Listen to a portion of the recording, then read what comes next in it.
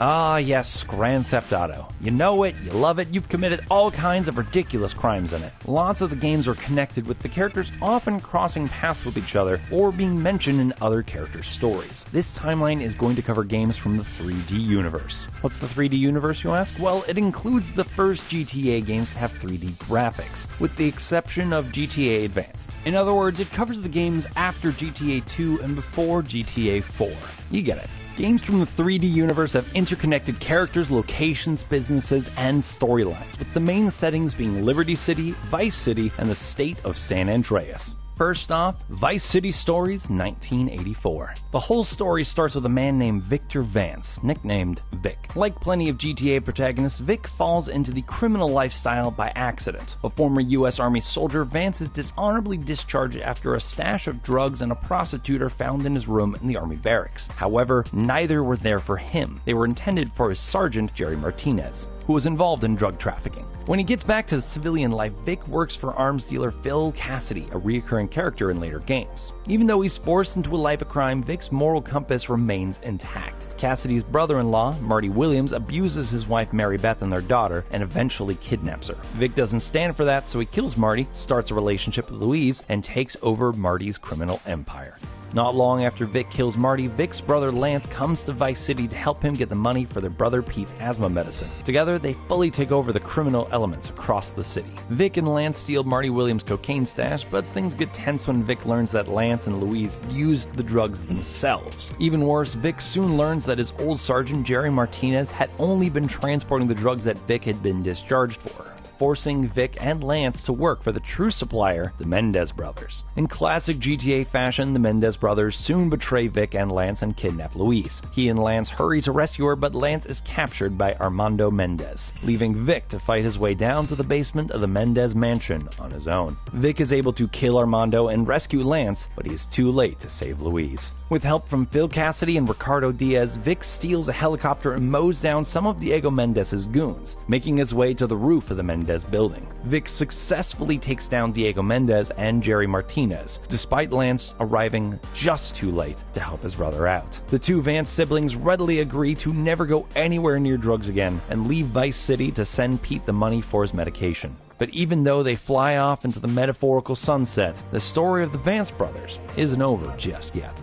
Vice City, 1986. Clearly, 1984 was a wild year for Vice City, but 1986 was even wilder. The story of GTA Vice City focuses on Tommy Vercetti, and also on the Vance brothers. Tommy has just been released from a maximum security prison. His old boss, mobster, and crime family don, Sonny Forelli, sends him away from his home of Liberty City to Vice City to turn a profit on the rising drug trade. Tommy meets a few members of the Forelli crime family, Harry, Lee, and the family lawyer, Ken Rosenberg. Rosenberg drives Tommy, Harry, and Lee to a drug deal with the Vance brothers. Notably, Rosenberg would go on to be an important ally to Tommy throughout his career in Vice City's underworld. Unfortunately, somebody ambushes the deal. Vic Vance gets killed, and the perpetrators steal the money and cocaine. After Tommy tells Sonny what had happened, Sonny decides to let Tommy handle the situation himself, or else.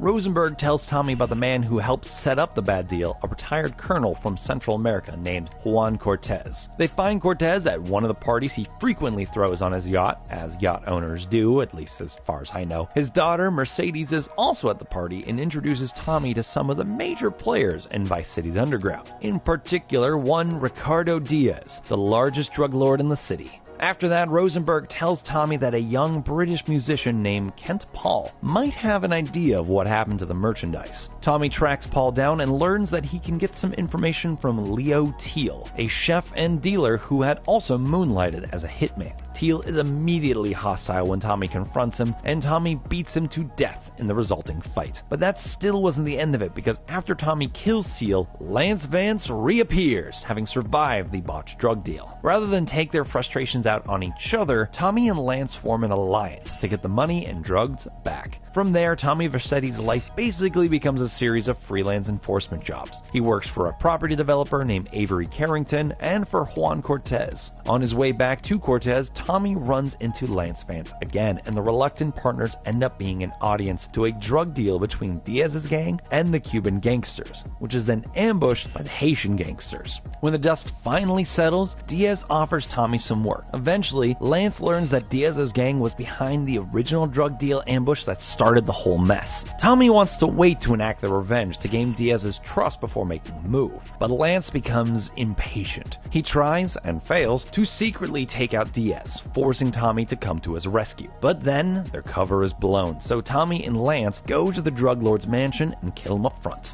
Now a growing drug baron, Tommy buys more businesses to strengthen his hold on the city's criminal enterprises. All the while, Lance starts feeling unwanted, forming a rift between the two partners. Also, Tommy is still technically, sort of, working for the Forelli family, and Sonny Forelli has not forgotten about him. Having completely lost his patience, Sonny personally comes to Vice City to claim the money that Tommy owes him. Tommy, however, has planned ahead. He tried to give Sonny fake money, but an angry and unappreciated Lance decided to betray Tommy, telling Sonny about Tommy's plan. The Forellis try to kill Tommy, but Tommy winds up killing Lance and Sonny, and getting wounded in the process. After the fighting is over, Tommy appoints Ken Rosenberg as his right-hand man. San Andreas and the Johnson family, 1987. A year later, the story of GTA shifts to the state of San Andreas. In 1987, the Johnson family is living in the city of Los Santos. There's the mother, Beverly, and her children, Sweet, Carl, Kendall, and Brian. The Johnsons suffer a terrible loss when Brian dies, and it's implied that his older brother Carl, nicknamed CJ, was there when he died and didn't really attempt to help him, so Sweet blames CJ for Brian's death. Because of this, CJ leaves Los Santos to escape its corrupting influence and moves to Liberty City, where he begins stealing cars for Joey Leone. Back in Los Santos, the situation on the streets isn't getting any better. The Grove Street families, which Sweet was a part of, begin losing power to the Ballas and Los Santos Vagos gangs because of the city's profitable drug trade. To keep some semblance of power, Grove Street splits into three factions: the original families ruling in Ganton, the Sevilla Boulevard families in Playa del Sevilla, and the Temple Drive families in Temple and Santa Maria Beach. Los Santos, San Andreas, 1991 to 1992.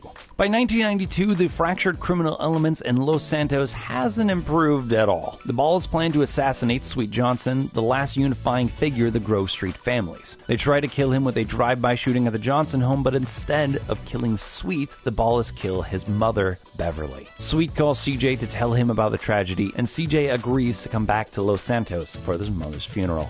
CJ returns to Los Santos, but on his way to the family home, he's arrested by police officers Frank Tenpenny, Jimmy Hernandez, and Eddie Pulaski, members of the corrupt Crash Unit. The three of them plan on framing CJ for the murder of Officer Ralph Pendelberg, and they warn CJ that they'd be watching him. Finally, they throw him out of the car. CJ then returns to the Johnson home and meets one of the leading members of the gang, Big Smoke, and the two of them drive together to Beverly Johnson's funeral. Sweet isn't happy to see CJ, but then the Ballas attempt another drive-by shooting at the funeral, destroying Smoke's car. The family and the Grove Street members all survive, but CJ sees that the state of the gang is dire. He decides to stay in Los Santos to help the families get back on their feet. First, CJ begins working with Sweet and other gang members to strengthen the Grove Street family's influence. He meets Kendall's boyfriend, Cesar Villalpando, the leader of the Barrios Los Aztecas gang. He and CJ become good friends, buddies, allies, BFFs if I may say so. And as if things weren't complicated enough, Officer Tenpenny visits CJ, keeping an eye on him as he had promised. Tenpenny orders CJ to kill some Vargos gangsters, burn down a house, and interrupt a meeting between some Russian criminals and Ballas representatives. CJ helps the gang regain control of Ganton and in turn regains more of Sweet's trust. The two of them successfully take over Glen Park from the Ballas and assassinate all of the Ballas OG as revenge for their mother's murder. From there, CJ continues his crusade to take over more territory from the families. At one point, he tries to help reunite the three separate factions, but he, Sweet, Smoke, and fellow member Ryder are ambushed by the cops, only escaping after a lengthy chase. While Sweet is planning a gang war against the Ballas under the Mulholland intersection, Caesar calls CJ, asking to meet up with him immediately for something important. Caesar and CJ meet in Verdun Bluff and watch Ryder, Big Smoke, the Crash officers, and some Ballas leave the garage with a green Saber in it,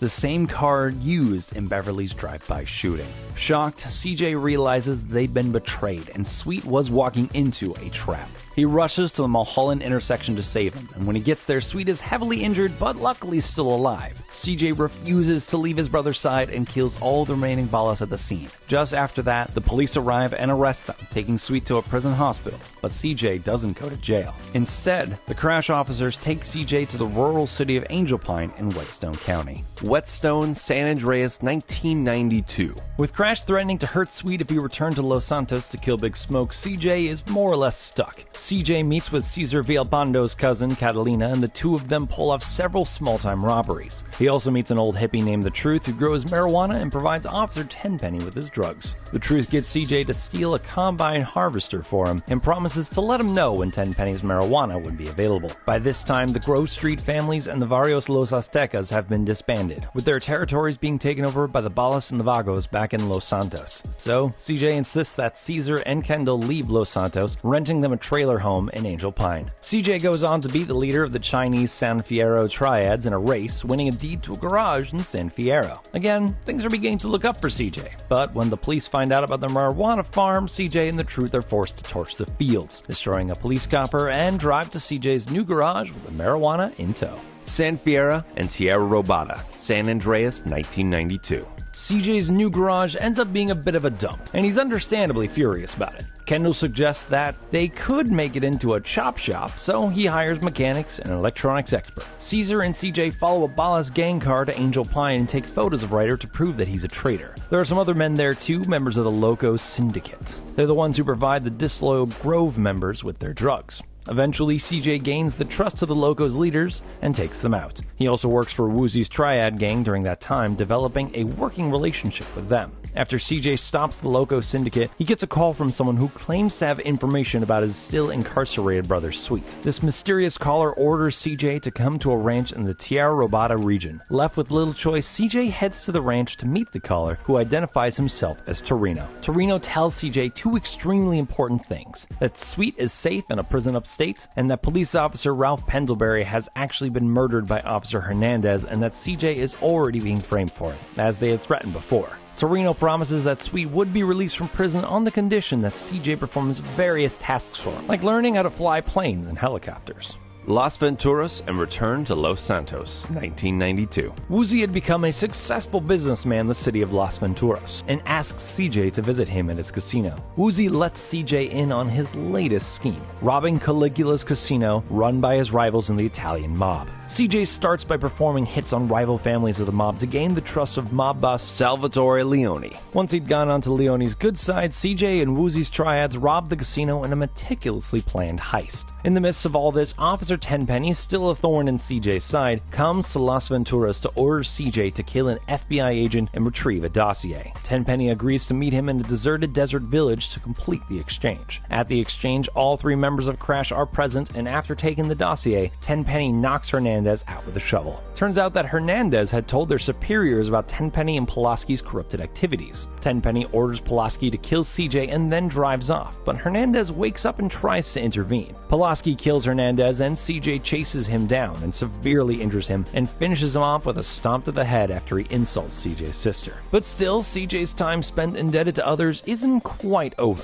Torino pops back into CJ's life, demanding that he steal a military jet from a naval base to destroy a flotilla of ships for him. Using the piloting skills he'd learned from Torino months before, CJ destroys the ships and secures Sweet's release from prison. But when they reunite, Sweet is far from happy to see him. He's angry that CJ's new path in life has forced him to neglect the Grove Street families. To get back on his good side, CJ takes Sweet back to Los Santos and takes Ganton and the Grove Street from the Ballas. Eventually, he takes all of Los Santos back from the rival gangs. It would take more than just unified control to stabilize the city, though. Tenpenny is put on trial for several charges, but the lack of evidence leads to his acquittal. Once that happens, the gang-filled areas of the city fall into wild rioting. CJ helps Cesar Villalpando reclaim his neighborhood and then helps Sweet kill Big Smoke. Tenpenny arrives on the scene fully intent on killing CJ. A long and violent chase ensues involving exploding buildings, car chase, rioting gang members, and violent police officers. Tenpenny loses control of the fire truck he'd stolen and goes flying off a bridge, landing in the center of Grove Street. He succumbs to his injuries, finally done tormenting CJ. CJ, Sweet, Caesar, and Kendall all return to the Johnson family home to celebrate, where they meet Ken Rosenberg, Kent Paul, and other friends and allies. The riots finally subside, with Tenpenny's death seen as justice for the residents of Los Santos. Liberty City Stories, 1998. 6 years later, the story shifts to Liberty City in a different type of organized crime. Tony Cipriani is a wise guy in the Leone crime family, headed by Salvatore Leone. Yes, that's the same man CJ worked briefly for and then betrayed in San Andreas. Tony is forced into hiding after killing a made man, but returns to the life when Salvatore introduces him to the family's capo, Vincenzo Chile. Vincenzo tells Tony that a former Leone member named JD is currently working for the Sindaco family and wants to rejoin the Leones, so he's perfect to use as an inside man. He asks Tony to pick up his car, but the whole plan is actually an ambush. Tony escapes the police and cuts ties with Vincenzo. From there, Tony takes up multiple lines of work. He begins working for JD to further disrupt the Sindaco's operations, and also works for his mother to prove himself to her. But Ma isn't impressed. Instead of welcoming Tony, she calls a hit on him, but he manages to escape. Tony does work for Salvatore Leone, but Leone's wife, Maria, blackmails Tony to get him to work for her while he continues to work for JD. JD explains that the Sicilian Mafia are trying to arrange a peace between the numerous families of Liberty City. Salvatore is convinced there's a rat in the gang, so he has Tony follow the Sicilian boss, Massimo Torini. While doing so, Tony overhears a conversation between the boss and the Diablos gang, and then another conversation between him and the Triad gang. But then the Triad spot Tony, and he's forced to flee. Overall, everything seems to be going okay for Tony. But then, the tables completely flip. At the supposed ceremony to make JD into a made man, Hamfists, a Leone family bodyguard, kills JD. He explains to a stunned Tony that Salvatore couldn't trust JD, seeing as he would most likely run away from the gang at some point. Tony then drives Hamfist back home and dumps JD's body. Vincenzo calls Tony, asking him to meet him at a freighter, but of course it ends up being a trap, resulting in Tony killing him and his men. Salvatore Leone explains to Tony that the Liberty City mayor, Roger C. Hull, would blame Salvatore for everything that has been going on. So, naturally, Tony assassinates the mayor and brings Salvatore his cell phone. With that, Tony finally becomes a made man with the Leone family, and as a result, Tony's mother finally cancels her hit on him. Meanwhile, it comes to light that the Forellis, yes, these same Forellis that Tommy Vercetti worked for, had Mayor Hull in their pocket the whole time. The Leone family wanted their own candidate, Donald Love, to win the upcoming election. Tony and Salvatore kidnap Mayor Hull's former assistant, who reveals that the Sicilian Mafia controlled the entire Forelli family and wanted war between the families so they could sweep up the enemies. With this new info, the two of them work to weaken the Forelli family. Donald Love's connection to Tony results in him losing the election, and then Salvatore is arrested by new mayor Miles O'Donovan. Tony wants revenge, and Salvatore tells him that the leader of the Sindaco family, Polly Sindaco, helped the Forellis and the Sicilian mob put him in prison. So Polly, of course, becomes Tony's next victim. Donald Love meets Tony at his flop house and tells him his plan to get his wealth back. To start, he needs to steal the plans for Fort Stoughton from his former mentor, Avery Carrington. After Tony kills Avery and gets the plan, he goes on all sorts of criminal adventures. Eventually, Salvatore tells him that he's going to be bailed out of jail. Even though the Sicilians want to keep him in prison, Salvatore's convoy makes it safely to the courthouse. With the situation looking pretty dire, the Sicilian boss Massimo Torini decides to kidnap Miles O'Donovan to stop Salvatore's charges being dropped. Tony and Salvatore chase Torini to Portland Rock, where Tony manages to kill him, ending the driving conflict threatening the Leone